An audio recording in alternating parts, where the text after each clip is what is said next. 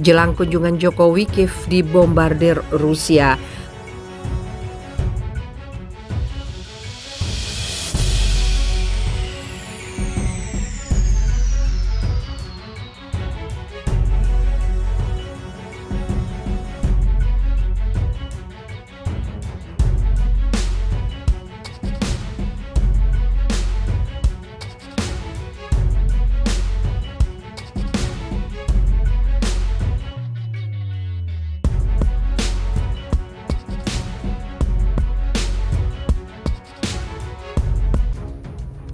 Jelang kunjungan Jokowi, Kiev dibombardir Rusia. Ketegangan antara Rusia dan Ukraina belum juga mereda menjelang kunjungan Presiden Jokowi kedua negara tersebut pada pekan ini. Menurut laporan Reuters, Rusia menyerang ibu kota Ukraina Kiev pada hari Minggu kemarin. Itu terjadi sehari setelah Rusia mengambil alih secara penuh kota Severodonetsk, Ukraina bagian timur. Artileri Rusia dilaporkan telah menghantam distrik Shevchenkivsky di pusat ibu kota pada hari Minggu pagi.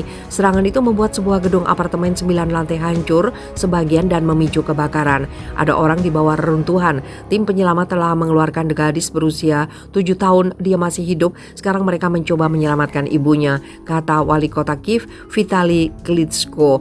Serangan terjadi ketika kehidupan di Kiev mulai berjalan normal karena pertempuran beralih ke wilayah Donbas. Bahkan tidak ada serangan besar yang terjadi sejak awal Juni. Sementara itu, Jokowi dijadwalkan untuk melakukan kunjungan ke Ukraina dan Rusia pada pekan ini dalam misi perdamaian. Ia telah direncanakan untuk bertemu dengan Presiden Ukraina Volodymyr Zelensky dan Presiden Rusia Vladimir Putin.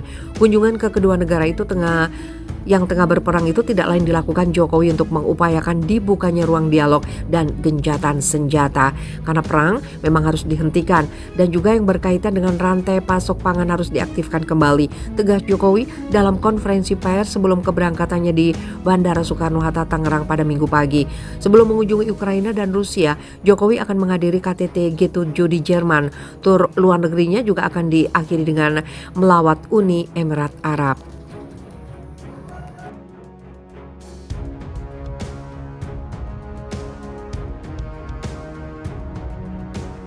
Ketegangan antara Rusia dan Ukraina belum juga mereda menjelang kunjungan Presiden Jokowi kedua negara tersebut pada pekan ini.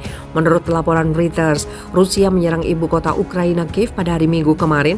Itu terjadi sehari setelah Rusia mengambil alih secara penuh kota Severodonetsk, Ukraina bagian timur.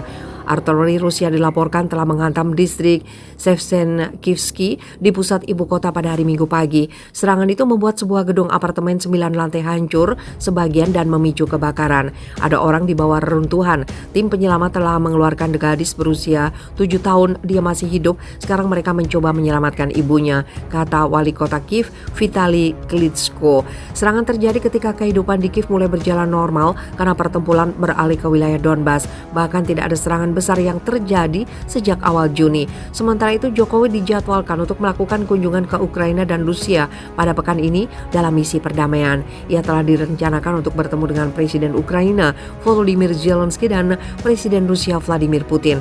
Kunjungan ke kedua negara itu yang tengah berperang itu tidak lain dilakukan Jokowi untuk mengupayakan dibukanya ruang dialog dan gencatan senjata. Karena perang memang harus dihentikan dan juga yang berkaitan dengan rantai pasok pangan harus diaktifkan kembali, tegas Jokowi dalam konferensi pers sebelum keberangkatannya di Bandara Soekarno-Hatta Tangerang pada Minggu pagi. Sebelum mengunjungi Ukraina dan Rusia, Jokowi akan menghadiri KTT G7 di Jerman. Tur luar negerinya juga akan diakhiri dengan melawat Uni Emirat Arab.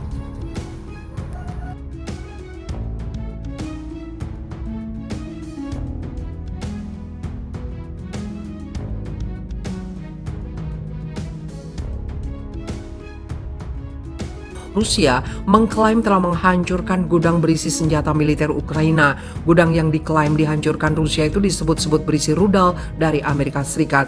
Dilansir Al Arabiya News, pada hari Senin kemarin, juru bicara Kementerian Pertahanan Rusia, Mayor Jenderal Igor Konazenkov mengatakan, Angkatan Udara Rusia dengan menggunakan rudal jelajah kaliber dalam serangannya berhasil menghancurkan gudang persenjataan besar di wilayah Ternopil, Ukraina. Gudang itu disebut penuh dengan sistem rudal anti-tank dan anti-pesawat yang dipasok kepada Ukraina oleh Amerika Serikat dan Uni Eropa. Rudal jarak jauh dengan presisi tinggi kaliber yang berbasis di laut menghancurkan sebuah gudang besar di area pemukiman Kharkiv, wilayah Ternopil yang berisi sistem rudal anti-tank yang dipasok kepada rezim Kiev dari Amerika Serikat dan negara-negara Eropa, ujar Konashenkov seperti dilansir kantor berita Rusia TASS. Sistem rudal anti-pesawat jenis man-portable dan peluru artileri untuk sistem persenjataan. Belum ada respon resmi dari pemerintah maupun militer Ukraina terkait klaim Rusia ini. Negeri Paman Sam dan negara-negara Eropa diketahui memasok sistem persenjataan dan peralatan militer termasuk drone, artileri berat, rudal anti pesawat dan anti tank bernilai ratusan juta dolar kepada Ukraina. Pekan lalu, Presiden Rusia Vladimir Putin memperingatkan Amerika Serikat bahwa Moskow akan menyerang target baru jika Barat mengirimkan pasukan rudal jarak jauh kepada Ukraina untuk digunakan dalam sistem roket artileri mobilitas tinggi M142 HIMARS. Otoritas Amerika Serikat saat itu menegaskan pihaknya telah menerima jaminan dari Ukraina bahwa rudal jarak jauh itu tidak akan digunakan untuk menyerang target-target di dalam wilayah Rusia. Gubernur regional Ternopil Volodymyr Tras mengatakan bahwa serangan itu telah menyebabkan 22 orang terluka. Selain itu, sebuah instalasi militer dan 4 bangunan tempat tinggal juga rusak dalam serangan itu. Serangan itu tidak masuk akal secara taktis ataupun strategis, sama seperti mayoritas multrak serangan Rusia lainnya. Ini adalah teror, hanya teror, kata Presiden Ukraina Volodymyr Zelensky tentang serangan di Kharkiv seperti dilansir DW. Zelensky kemudian mengajukan permohonan kepada negara barat untuk mengasok Ukraina dengan sistem pertahanan rudal modern. Ini adalah kehidupan yang masih bisa diselamatkan dan tragedi yang bisa dicegah jika Ukraina didengarkan. Serangan Rusia di wilayah barat Ukraina sebenarnya lebih jarang terjadi dibandingkan dengan wilayah timur negara itu, di mana pertempuran sengit berkecambuk antara pasukan Ukraina dan Rusia.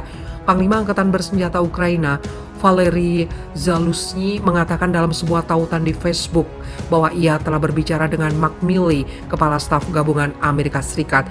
Menurut Zaluzhny, garis depan di Ukraina saat ini memiliki lebar 2.450 km, di mana 1.105 km diantaranya merupakan area pertempuran aktif.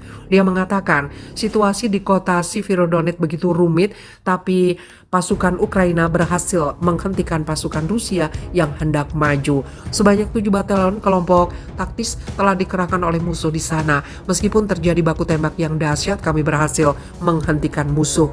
Zaluzhny juga menyebutkan bahwa dia meminta Milley untuk membantu Ukraina mendapatkan lebih banyak sistem artileri 155 mm dalam waktu dekat.